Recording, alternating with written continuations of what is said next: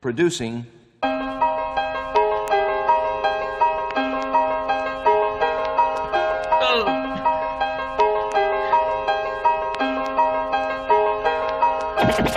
From listening to records, I just knew what to do. I mainly taught myself. And, you know, I did pretty well, except there were a few mistakes that I made that I have just recently cleared up, you know.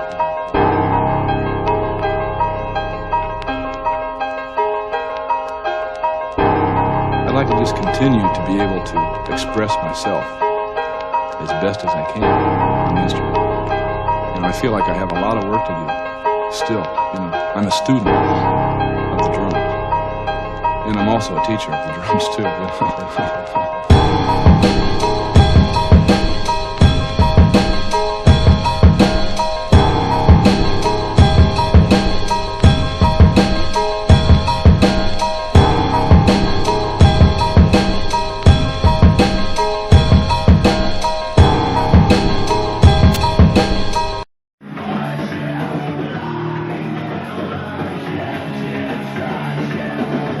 Welcome to Deterioration.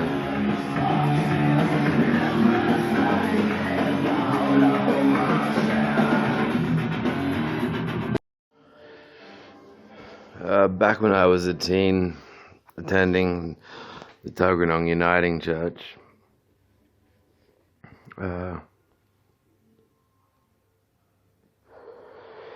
there was roughly, I think, every second week, there was what's called this, what would be called a seeker service, and its idea is to sort of stand out from the basic can we convert you, because here's our strategy, verbal contest.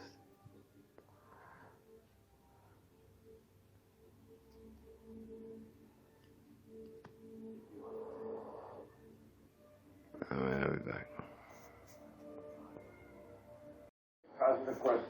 I keep thinking back to during my years with Capital Chemist, there was a statement from the co-founder Gary Cans, and though I scarcely knew him better than Roger, I would be inclined to say he does have the most integrity out of the two of them.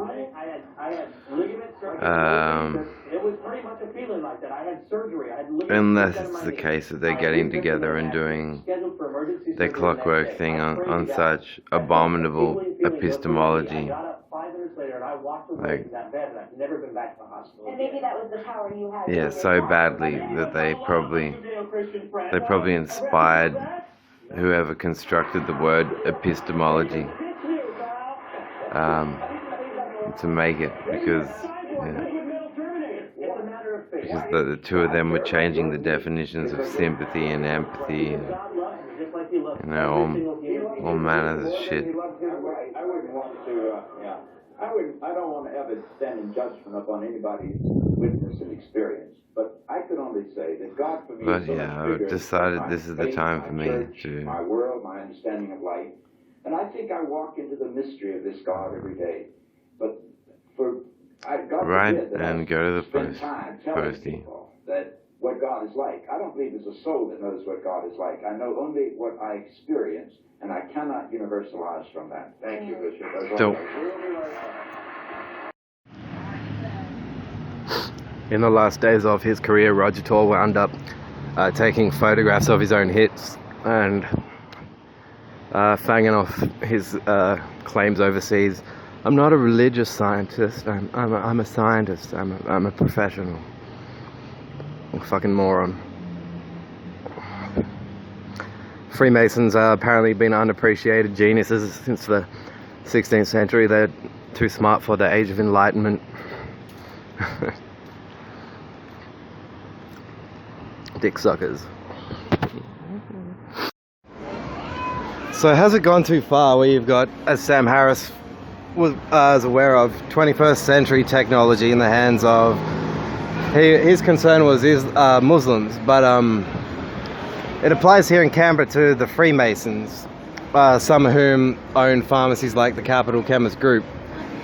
So they're into doing things like, well, we like to call you a junkie, but we'll let you keep having your drug privileges, but we're doing a sweep of your home now, and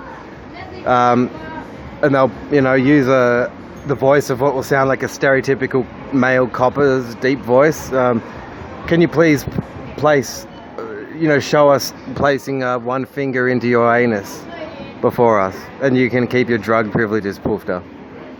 And it's like they're running they're using this tech, and they're standing as healthcare professionals to run a sick, depraved pedo, and then then you say no, and they go, oh, what?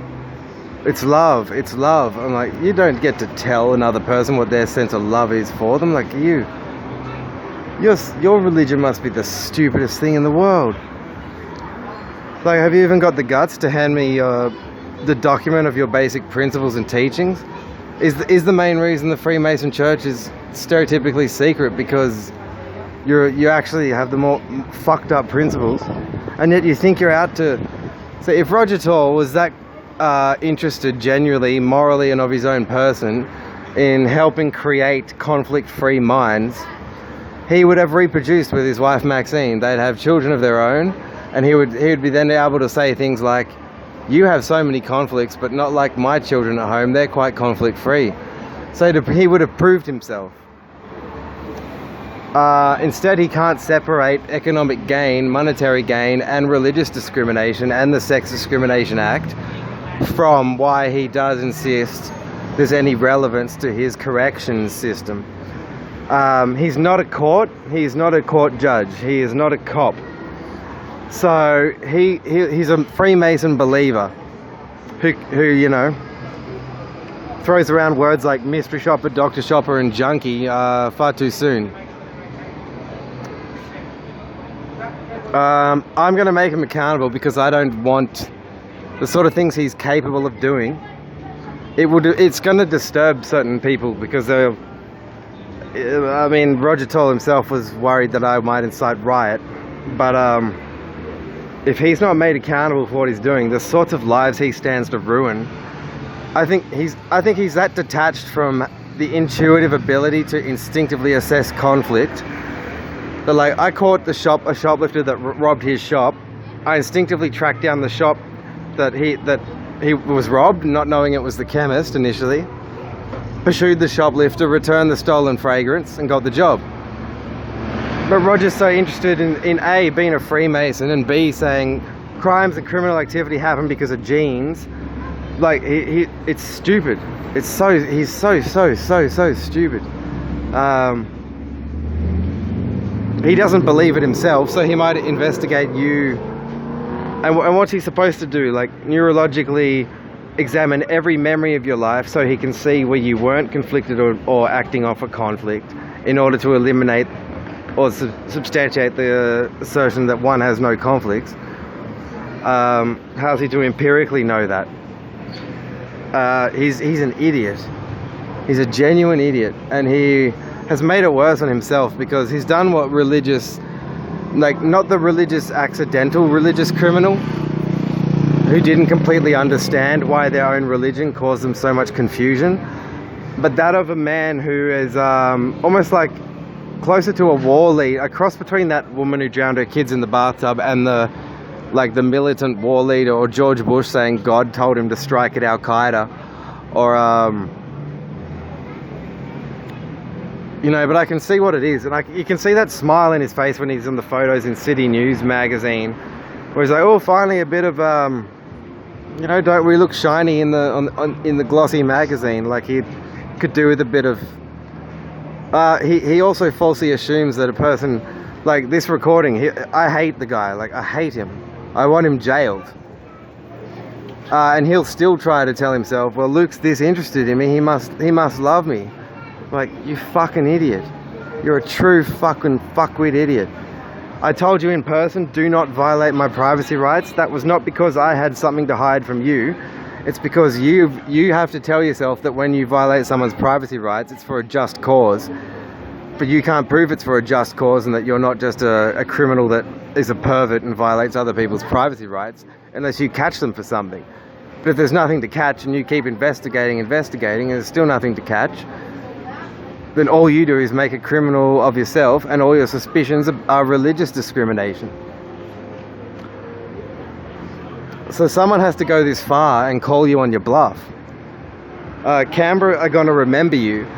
I'd be thinking now about how you're going to admit to your own shame, to the extent that you're prepared to in a public speech to your managing pharmacists, excuse yourself and say, I am placing the franchise in the trust of the managing pharmacist partners now, to see that the reputation of Capital Chemist is not tarnished so far as it arguably deserves to be, due to the corruption within the minds of myself and my Mason faggot ass-fisting partner Gary Cairns. I mean, Roger's view even of a homosexual man's ethics is that he must hate women. Not that a homosexual man would favour men over women, but that the man would hate women and want to just wipe women off the planet. It's not even a progressive or an adequate view of. At most, it's telling me maybe he has had an incident or two with his mother in Tasmania growing up, and that would explain why he doesn't have a deep masculine voice and wanted me to talk in the tone of a girl in his pharmacies, an unnatural tone. Because yeah, if he tried to finger his mum or something like that while he was, you know, a teen and going through puberty, it might have stunted the pubescent transformation phase, and he got left with this high-pitched little piss in your pocket voice. He's a monger. Like, this is worse than Cardinal George Pell. It's like, imagine if Cardinal George Pell had radar and could hack your phones, it could hack your computer and could impersonate you over the phone. And imagine if he could conceal his abuse by injecting you with antipsychotic drugs. And imagine if he made sure that no one believed your claims that he was guilty of criminal misconduct by making a profile that stipulated that you're a nutcase. That's what he's doing. It is disgusting. It's an insult. It's an insult to Hippocrates. It's an insult to the principles of healthcare. It's an insult to Capital Chemist's own mission statement. He will be getting drilled, and he's pushed me too far. I was like easily going to say, well, because I can comprehend the inadequacies of your mind. Like, I mean, to say that the institution of philosophy is just thinking about thinking, and it's that insignificant, yet Freemason belief is. So to now talk more about amongst the stolen items from 2010 was a cassette recorded quite well under the age of 10. I think it was age 7, 8. 7, 8, 9. An age well before puberty, where you're mocking things like relationships. They seem too alien to you. You know that one day you'll be older, and you'll have, you know, you'll pass puberty, you'll have attractions, you'll seek girlfriends. And but at that age we were making this tape, my sister and I. It was very sarcastically overlaced jokes that essentially poked fun out of why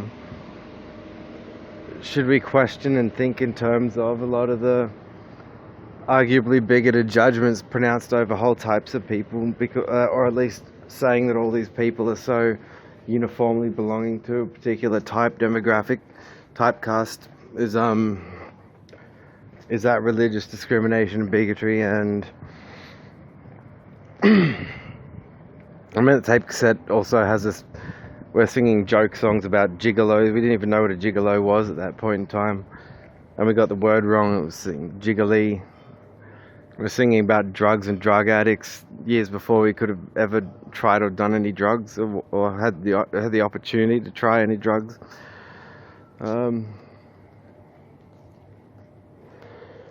So that whole researching that tape on their behalf, they'll be embarrassing themselves if they come forward and say even more pedophilic things than they'd said to me during my career. Because they violate your privacy so much. They want to convince themselves it was for a just cause, a good faith cause. Oh, we found all these conflicts, now we want to medicate them. And like, well, what were the conflicts? You think he's got a serious conflict? Tell him what it is in a report to his face. Let him have police and lawyers discuss this matter against in full contest of your company, so that he knows he's not in a scam, and let him contest you and stand for his rights, speak for himself, even be his own lawyer, and speak for himself at the magistrate's court. And that's when the business won't do that. I don't like this in healthcare, where granted there may be some circumstances where a person's so down, tormented maybe, that the matters that are of a distressing or terrifying concern to them are ones that they think, or they feel they've been mistreated by police, perhaps police and guards who are holding them down and injecting them with drugs against their will. Reasons that can be a bad experience in psychiatric facilities is that what they're saying in principle in order to give you these drugs is, you have XXX amount of conflicts, this drug is a tranquilizer that will sedate you, and you but will it treat the conflict? No, we have to give it to you the rest of your life. Oh, and it's making your pharmaceutical company $1,000 a month. Yeah, what a coincidence. If the conflict's that serious, and if the drugs harm my heart and cause suicide, I mean, why inject you with liquid suicide? Disgraceful, absolutely disgraceful. These must be mind-body dualists with religious motives, thinking, oh, a mental illness is so important that if the drugs are harming the physical body and the nervous system and the heart rate, and they're having palpitations and it's taking them years to recover, and they're wanting to rejoin the workforce, but psychiatry has partly destroyed their life in their prime. It's fucking absurd.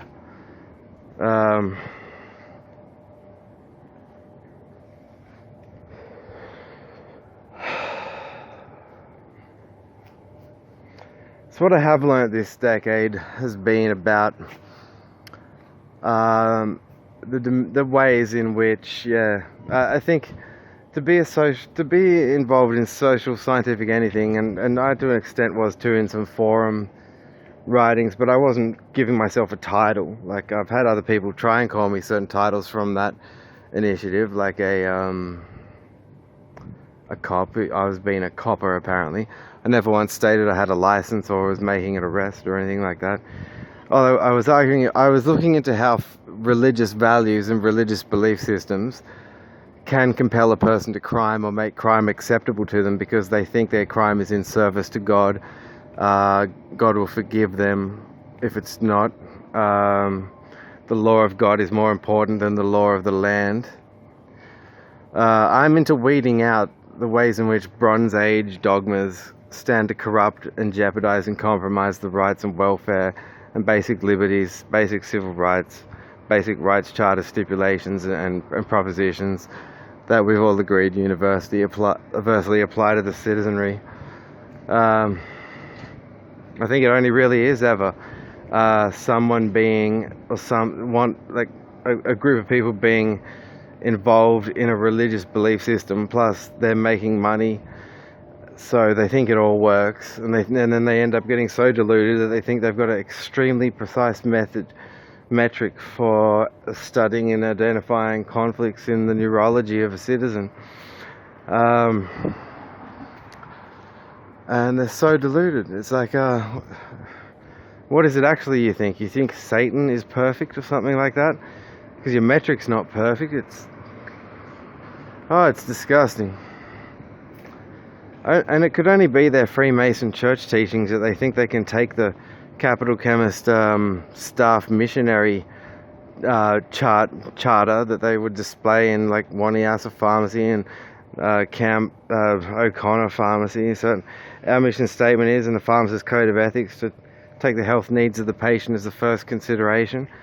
What do they do? Like, decide to put on a black robe because it was Freemason Day at the end, after taking off their, Maris Pufta high socks up with shorts, and put on the black robe and do a Freemason chant and rip up and burn the Pharmacist Code of Ethics. Pathetic. I mean, I don't need to make them atheists in order to show we can talk about moral theory, we can talk about ethical ethical, moral, meta-ethics, the debates between relative and objective moral philosophies, prescriptive and descriptive moral nuances, all of this stuff, and all without me making them atheist, and without them making me Freemason. And I was ready to cooperate with them on those terms, but instead it was like, no, violate your privacy, try to psychoanalyze your dreams, try to psychoanalyze your, you know, it's like, can't I just work in healthcare without this sort of rubbish? And I wish they'd said, no, you can't. We at Capital Chemist won't give you a job unless we can make you make a religious conversion. Like, that's it, I'm reporting you overseas. Again.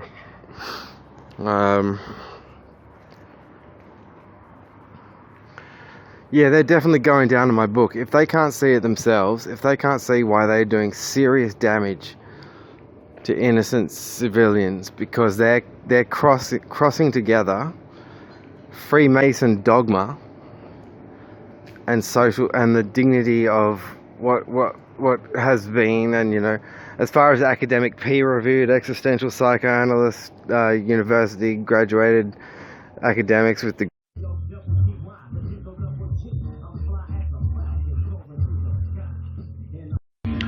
my first encounter of the work of Johnny Depp was the film Edward Scissorhands. I knew right from there that I had seen a brilliant mind at work, and now watching him make friends with Manson, I just thought that's incredible.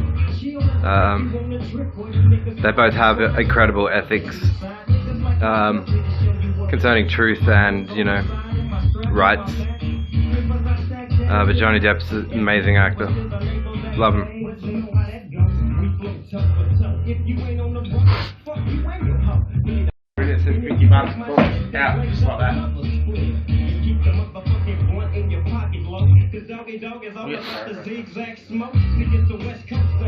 This is for the G's and this is for the hustlers.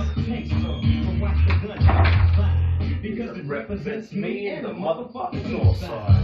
To the you know, can't see my flow. My shit is dope, original. Now you know, and can't no good fuck with that press up. This is for the G's, this is for the hustlers. This is for the hustlers, I'm back to the G's. This is for the G's, this is for the hustlers. This is for the hustlers, I'm back to the G's. Oh shit. Fuck those niggas, bitch. Better recognize.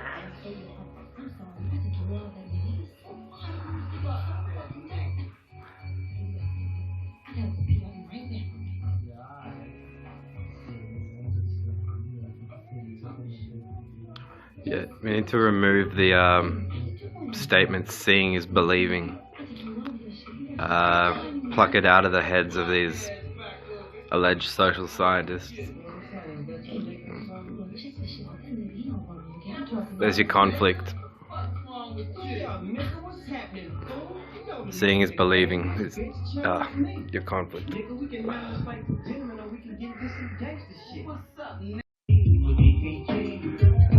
What? How much is the bill?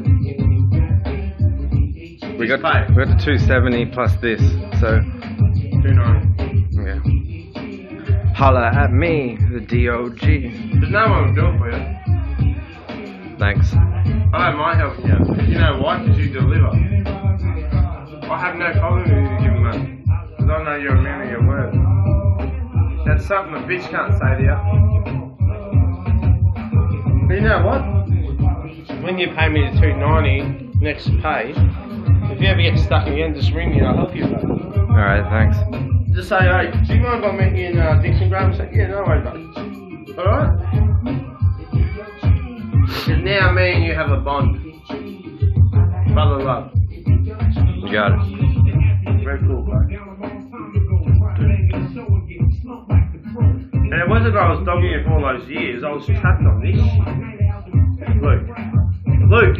Yeah. It wasn't I was dogging you, and you're not listening. I'm filming you. Hang on, what's up? It wasn't I. This, as you can see, is the Greek salad. Greek salad from Tom and Tan's store at the Lynham Shops, the Lynham Pizza Bar. I hope it has enough feta for my tastes. I'm watching a 2007 Christopher. Oh, shit. Christopher Hitchens debate on the world being better without religion.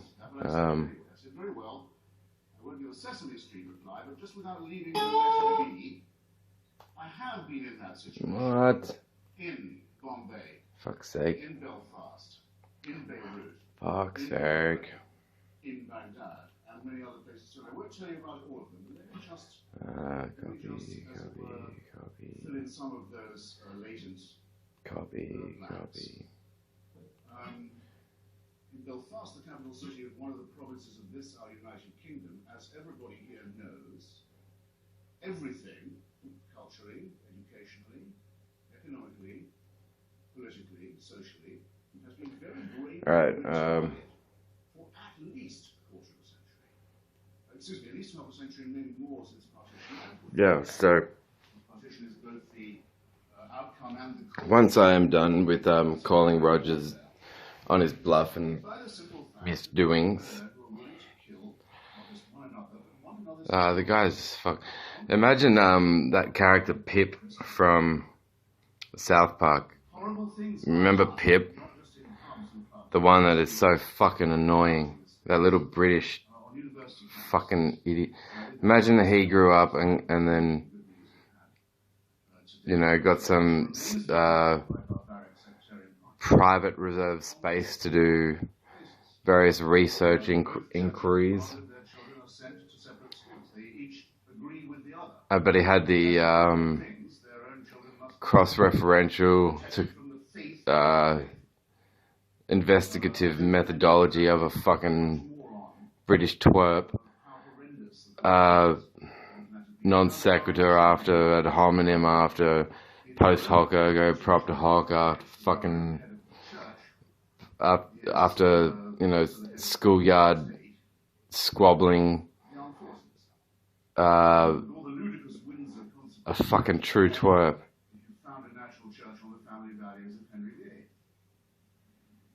I mean, I've even said, you know, if you fuck off, know your place in relation to me is characterized definitively by your perennial fucking off. Not, you know, oh, we make this up to you, No, you'll wear your fuck ups in due time. It's just, they don't seem to get. It's like there's certain basics that I learned in life that I don't think that they've ever understood at all. Like loss, certain things don't go away. You know, it's not, it's just not possible.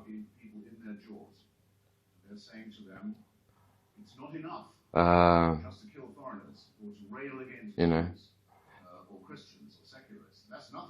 Oh, we made this fuck up, Luke. Yes, we acknowledge it. It has severely impacted on. It squandered many years of your life in your prime. Yeah, because I'm just gonna go. Oh, okay, sure. Don't mention it. No. And what about people who don't know, haven't been lucky enough to have the good friends that I've known?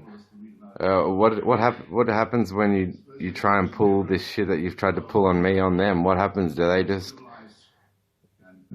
die alone, and then, you know, you insist that it was their choice of drug that cost them their lives?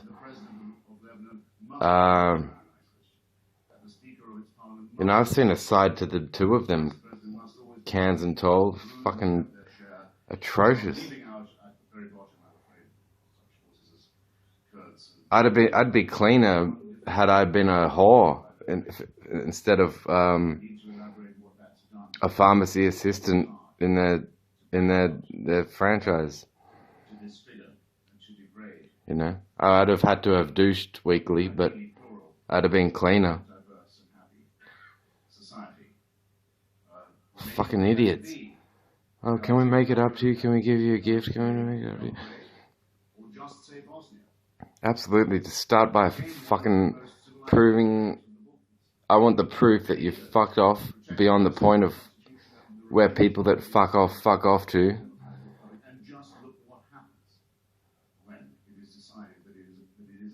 And then I start thinking about it.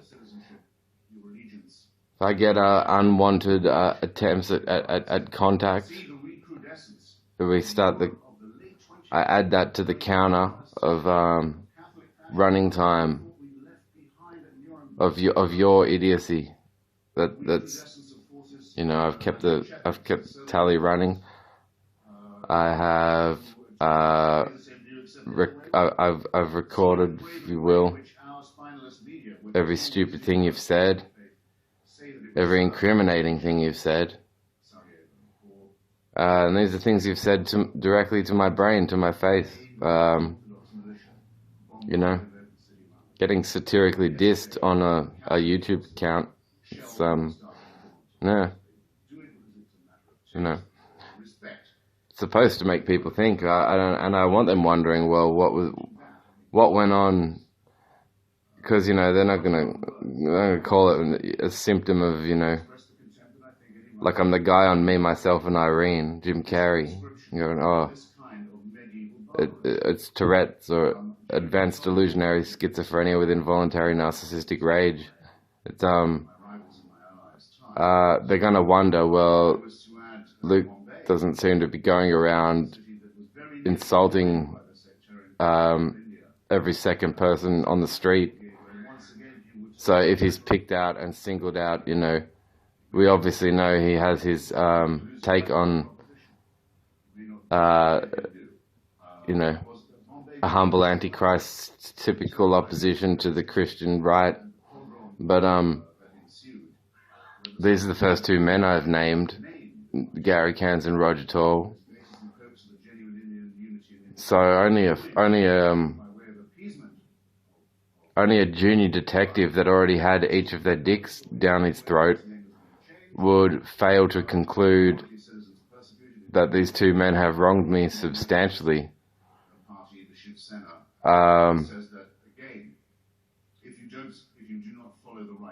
And yeah, the YouTube, my content on Facebook, Instagram, and YouTube is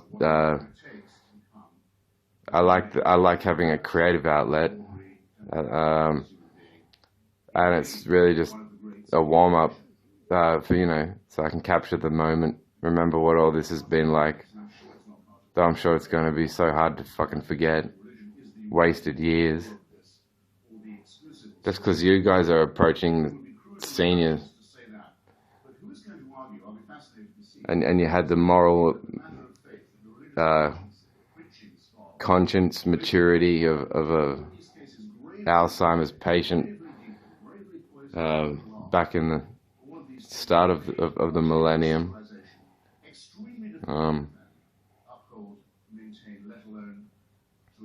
Anyway, never let a couple of Freemason dick suckers get in between you and your salad. It doesn't come from the heavens. It doesn't come from the beyond. It doesn't come from the divine. It's man-made, and it shows.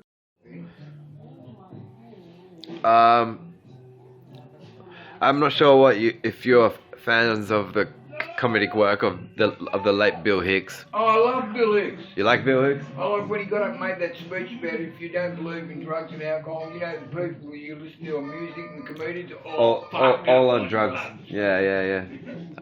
You know, I'd seen a story about his life, Lou, and he never had a drink in his whole life, and he's at this comedy club, and he went up to the bar and said, what's good to drink? And the guy said, margaritas. He goes, right, give me 8 of them. He sculled 8 margaritas and jumped on stage, and that's how his career took off. I was having this conversation because I thought back to things I was once taught in pharmacy, and most of the stuff I would pause and wonder about. Like they had names for certain types of customers, like oh this to insist to suggest that they're ingenuine in some way.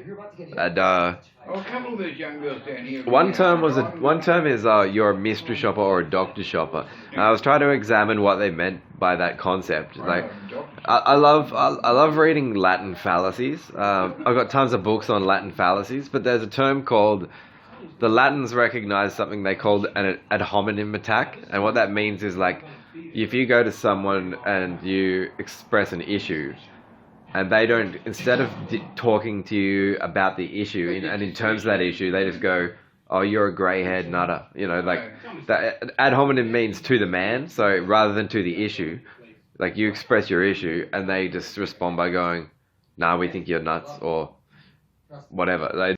And you look at all the prescriptions I fill, and you must say to yourself, oh, well, he's a bit of a nutcase, he's got depression, there's some bipolar going on, and you sort of work me out just by the scripts I'm filling in here. Do you know what I mean, Luke? Well, I was talking to a friend earlier today, because their idea is that they claim this is not a view shared by everybody. In fact, it's kind of a minority ad hominem.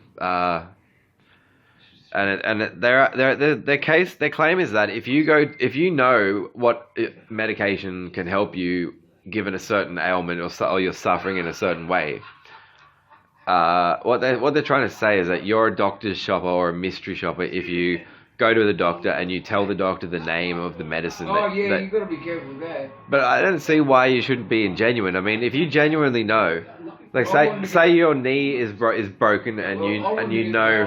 I want to give Valium. So I said, no. Then I went in there and said another time and said, I don't think it'd be a good idea, probably. Because it'd put me to sleep at night. I've been saying, oh, well, you don't think it'd be a good idea? Well, we just try you out and find it. If I wasn't asking for it, he wouldn't give it to me. But if I went in there and said, I don't think it's a good idea, oh, well, we start you on. I could have got Valium today.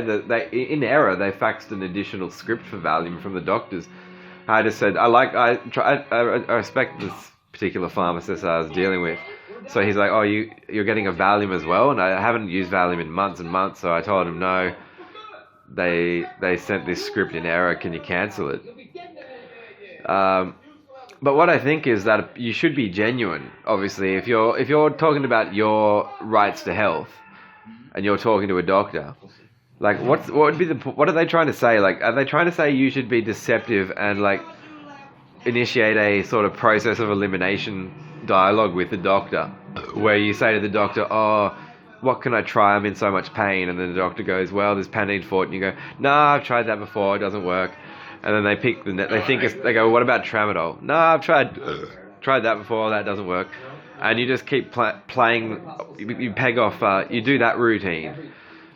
And obviously, if you were a person who didn't know what was going to work for you, and you had exhausted and ruled out these items, these products as non-helpful, then you would talk that way. But why talk shifty that way if you already know what the medication is that does work for you? And how does that make you ingenuine or a doctor's shopper? You're not ordering the doctor to give you an item. You're just honestly telling them that you happen to know this particular item works when you're suffering in this particular way. That isn't controlling the doctor's mind. So I think that term, a doctor's shopper or a mystery shopper, is rude, because it's implying that that person, in order to avoid getting pegged with that label, should put on a, doctor, can you pick the product through the process of elimination chat routine. And if they did that when they already know what works for them, then that dialogue is going to play out in a dishonest way, because the patient could have just come forward from the start saying, well, this is what works for me.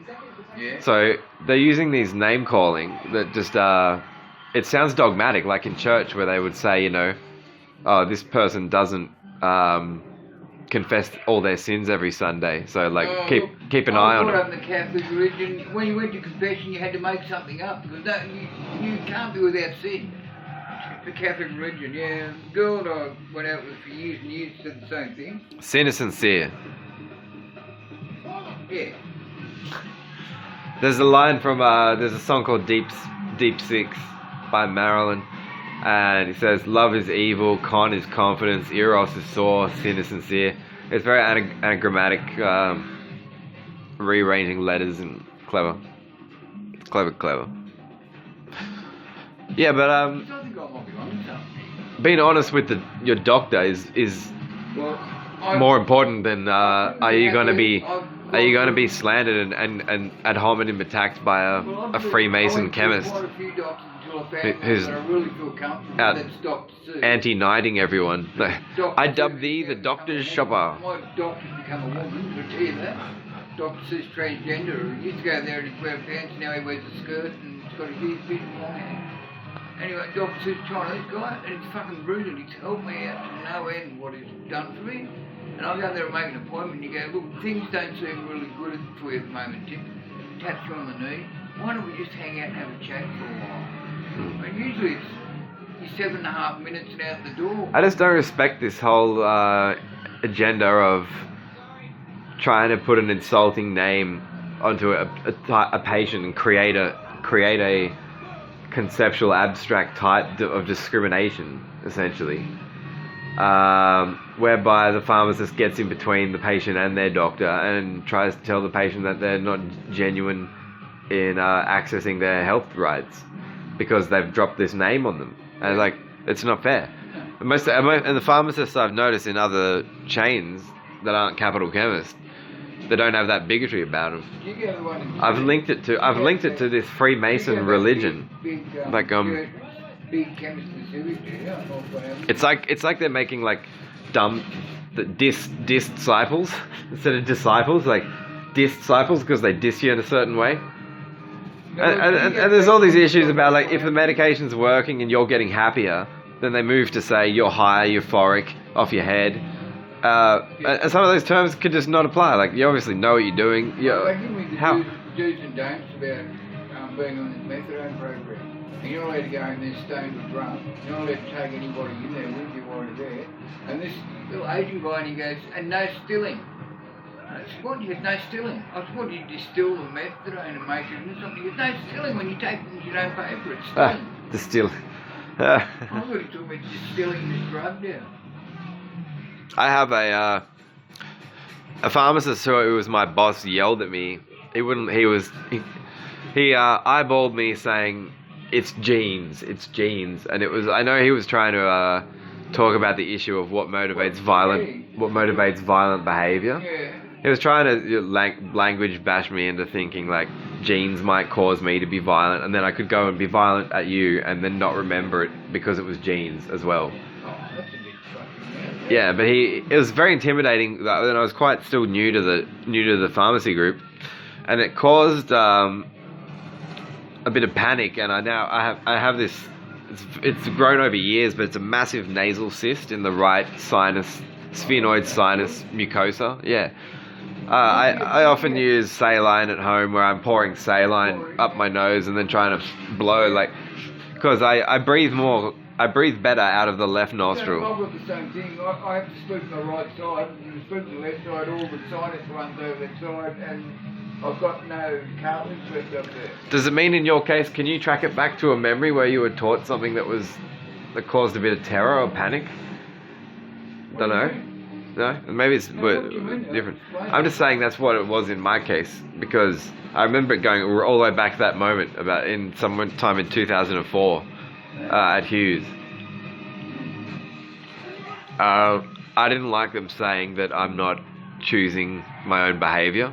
The shit that they drummed into my head.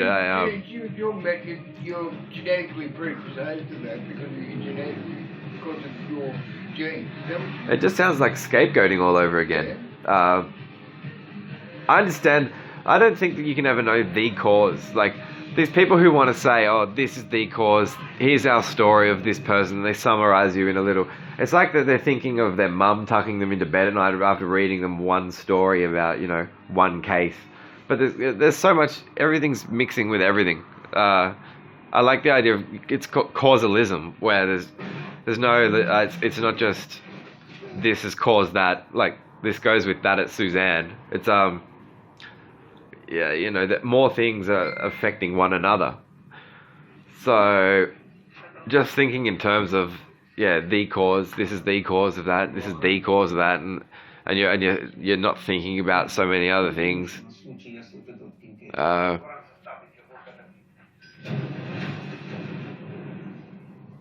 The book Atheism, The Case Against God, absolutely is not one single short essay, some summarized case against God. It's a 400-page novel of glorious concepts. They go into everything. Like they go into if God is omnipotent, then he has all power, so he can do absolutely anything. And then if he's omniscient, he knows absolutely everything as well. We know it's God the Father, God the Son, God the Holy Spirit. Does that mean he committed suicide by getting himself crucified? There's that. Yeah. Well, Michael Shermer talks about that narrative. He goes, if you consider what the Christians are trying to say in some, they're trying to say that God sacrificed himself to save us from himself. Yeah. But he sacrificed his only son, but he's the same thing, so I don't know how that works out. Yeah, well, look, I think that talk came about later. You have more. He's more just calling himself the Son of Man in the Gospel of Mark. There's it's interesting because it's in the later Gospels that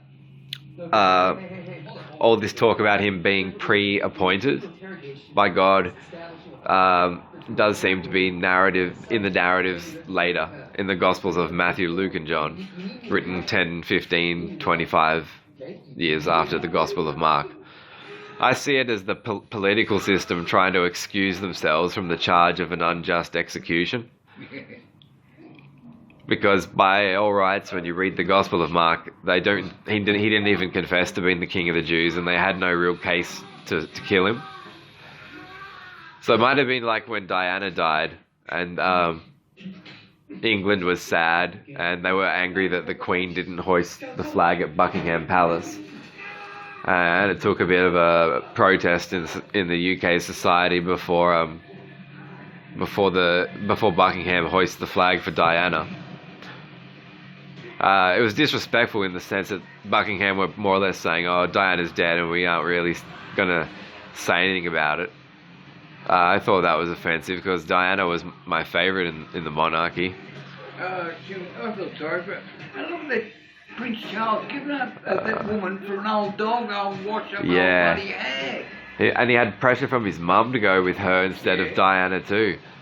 So what do you think the Queen hated about Diana? Her humanism? I think because she was popular, very popular. Yeah, her humanism. She's quite prepared to visit aged patients and go to landmine clearing and that sort of thing. She was, like I said, princess and princess. She was also speaking quite openly to the press about the way she was being treated, and that, and also she explicitly said to the press that she cares more about the hearts of people and would rather work in that so it was field. A really big deal because this then hadn't been around for that long.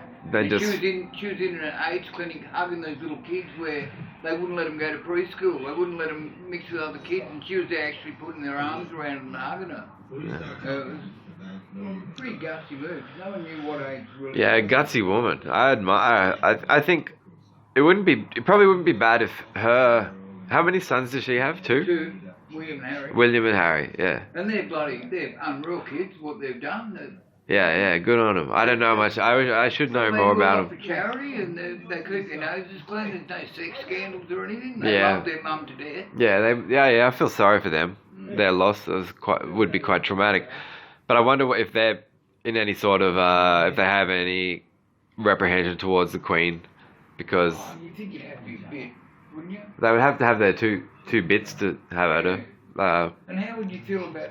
Why did you try to separate out my parents? Sitting down having dinner with Camilla or Charles now, where it should be Diana. Camilla. No, she's a bloody horrible old troll. I would not sleep with Camilla. No. 20 ecstasy pills and I wouldn't sleep with Camilla.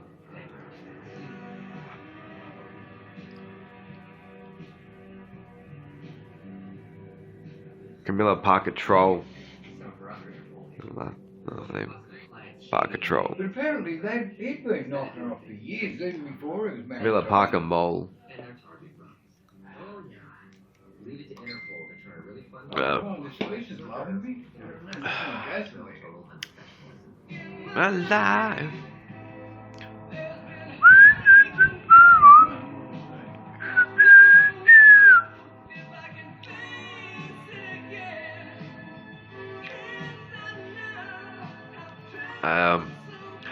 Are you a fan of Heath Ledger's portrayal of the Joker in The Dark Knight? Loved it. Yeah, isn't it the I best? thought when they gave him the posthumous Academy Award, he just got it because he died, but he was brilliant. And you know how they start, like, you'd be talking, you go, it was the, His death perplexes me too, because the false teeth he had in for the part. He had to keep sucking to keep him in, and it made him look even more evil. I'm moderate these years, but you know, I probably committed more farmicide than Heath.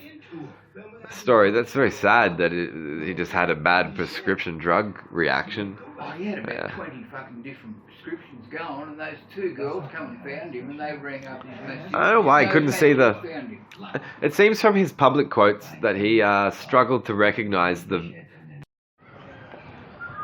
This is salami and camembert. It would be stupid to compare me to anyone like Julian Assange. I just learned a bit more about him yesterday, and I am not... the idea of leaking stuff, I thought, well, what do I think about this?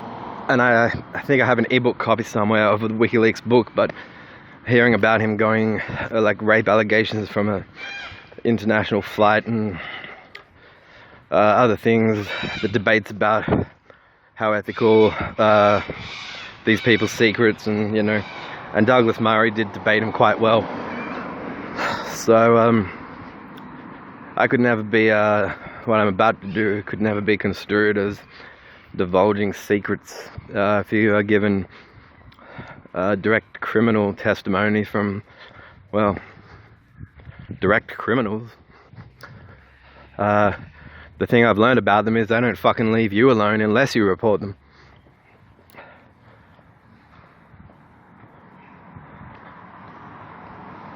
So reporting them will be like promotion. Yay! So there'll be the international reports, the press here, the courts here, the Rights Commission here. It's just yeah, in the pipeline. Yeah, they accost you at work proving they've violated your privacy rights, but it's tied up in some comprehension of you being checked for suitability for the job, so you're not left sure about whether you should be telling them that such accostings are not to your tastes. Though I did tell Roger Toll once to his face, and he said, well, what you do in your private life is your business. And then that's when I thought there was an end to the Privacy Act violating, because I could see what it was doing. The people that do this can, if they moralize them violating your privacy in one way or another, it becomes second nature to them that it's suitable to violate your privacy whenever they want. And that pisses you off because you enjoy your privacy. So you don't learn to drive, you experience moments of feeling watched whenever alone in a room or in your home. All as a result of going, well, here I am at work, what's your fucking problem? Or thinking that, you never say it. And then once you leave is when you realize there was a catch to the whole career, because they start going, well, if he's not going to work for us, we might as well put him in a mental facility. And that's when you realize the religious nuttery that was in the back of their minds throughout the whole job that you worked. They were concerned you were going to violate rights of someone because you impersonated to the tune of violating deliberately someone else's rights. A character from a fiction or And they only really have these stupid ideas because they think in terms of, as we've definitely confirmed, a 16th century religious church. And as a private company, they don't really comprehend the validity of the rights charter anyway, as far as most of their dealings with you go in the job and in the store. It becomes very stressful. I know a lot of people have left for similar reasons. They do not like and never were comfortable with what the owners were capable of.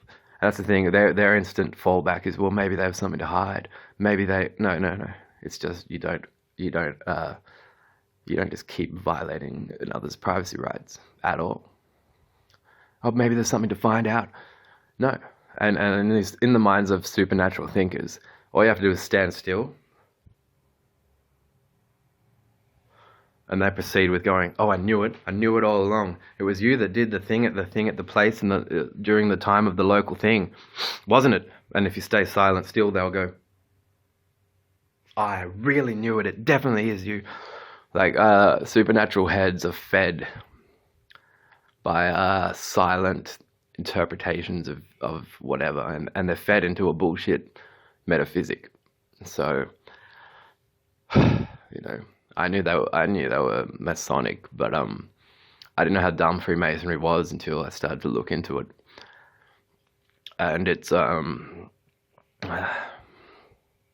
might be prepared to give them a bit of credit and say they aren't as dumb as Christianity, but it doesn't mean they're not a 16th century originating theistic movement. I don't care if they think the devil's cooler than the Christian's God. If you enter into theistic, supernatural, existential arguments, you might as well say that Thor and Odin and Zeus and the Tin Man exist as much as God or the devil. So there's no real reason, except they did actually dress someone up as the Tin Man. So there's a bit more proof there.